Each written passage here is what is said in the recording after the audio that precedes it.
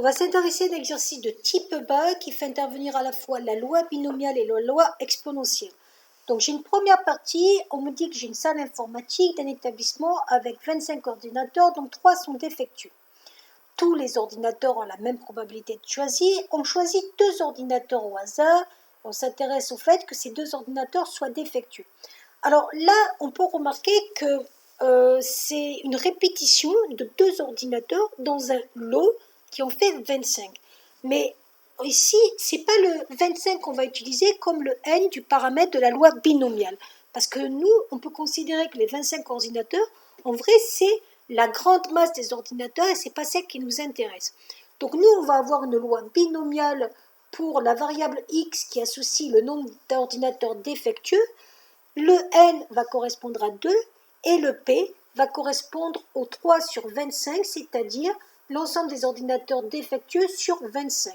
Donc la loi binomiale qu'on va avoir, ça va donc correspondre au niveau des paramètres n égale 2 et p égale 3 sur 25.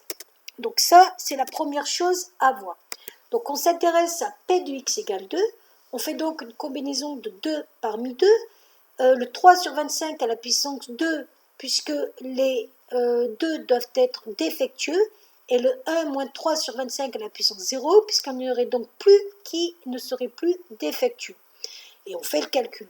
On peut remarquer que cet exercice, on aurait pu le faire en faisant un arbre, avec succès, échec, et on aurait juste pris la branche où il y avait les 2 ordinateurs défectueux, c'est-à-dire 3 sur 25 fois 3 sur 25.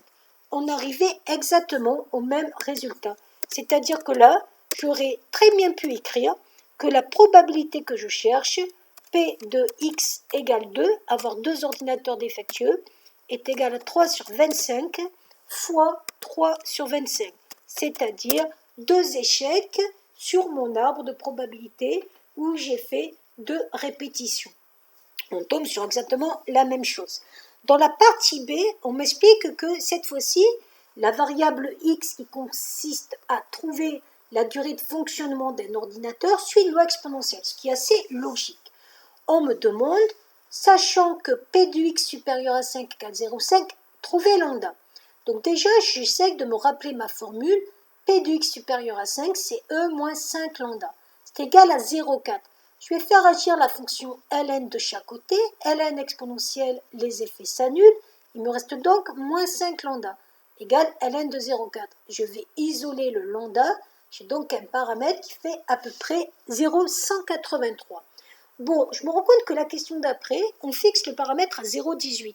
Donc je me dis que ça va, j'ai pas dû me tromper, donc déjà ça me fait assez plaisir. Donc ensuite, on me dit que sachant que l'ordinateur n'a pas eu de panne au cours des 3 premières années, ça veut dire que le temps de fonctionnement x est plus grand que 3, donc sachant x supérieur ou égal à 3, quelle est la probabilité que la durée de vie soit supérieure à 5 ans? Alors vous avez vu que 5 ans, en vrai je l'écris sous la forme 3 plus 2. Pourquoi? Parce que la loi exponentielle, c'est une loi sans vieillissement. C'est-à-dire que quand je sais que l'ordinateur a déjà fonctionné 3 ans, et que je veux qu'il fonctionne au total 5 ans, ce qui va m'intéresser, c'est juste les 2 ans qui sont après ces 3 ans. Donc ça va me donner P de x supérieur ou égal à 2, c'est-à-dire E moins 2 lambda. Je remplace par la valeur de lambda et j'ai bien ma probabilité qui n'est pas si mauvaise que ça. Dans la question 3, on se rend compte que cette fois-ci, on va passer sur une loi binomiale. Alors on a des petits réflexes, c'est la notion d'indépendance, la notion de répétition puisque j'ai 10 ordinateurs et la notion de succès puisque moi je m'intéresse à la probabilité que x soit supérieur à 5 est égale à 0,4. Donc là j'ai bien une loi binomiale de paramètres n égale 10, p égale 0,4. Et je veux p de x supérieur ou égal à 1. Donc moi je ne vais pas m'amuser à faire p de x égale à 1, puis 2, puis 3 jusqu'à 10. Je vais passer à l'événement contraire. Donc P de x égale 0, ça veut dire 0 succès parmi 10, 0,4 de la probabilité du succès à la puissance 0, 1 moins 0,4 de la probabilité de l'échec à la puissance 10. Ça me fait donc une probabilité qui est assez bonne en fin de compte, d'avoir au moins un ordinateur en état de fonctionnement. Donc, non, pardon, au moins un ordinateur qui a une durée de vie supérieure à 5 ans. Et dans la question petit b, elle est un peu plus difficile. Cette fois-ci, on ne sait pas combien on a d'ordinateurs et on va essayer de les chercher. Tout ce qu'on sait, c'est qu'on veut que la probabilité que x soit supérieur ou égal à 1, elle soit très très bonne, elle soit supérieure à 0,999. C'est-à-dire que la probabilité que l'un au moins des ordinateurs ait une durée de vie supérieure à 5 ans soit égale ou supérieure à 0,999. Donc là, on ne va pas pouvoir appliquer de formule. Je fais comme tout à l'heure, j'applique la formule pour l'événement contraire. Donc ça fait 1 moins, mais cette fois-ci, je n'ai pas 10, j'ai n, puisque je ne connais pas le nombre d'ordinateurs. Mais en vrai, ça m'intéresse assez ça, parce que le nombre de chemins où j'ai 0 succès parmi n, il n'y en a qu'un. C'est le chemin où il n'y a que des échecs.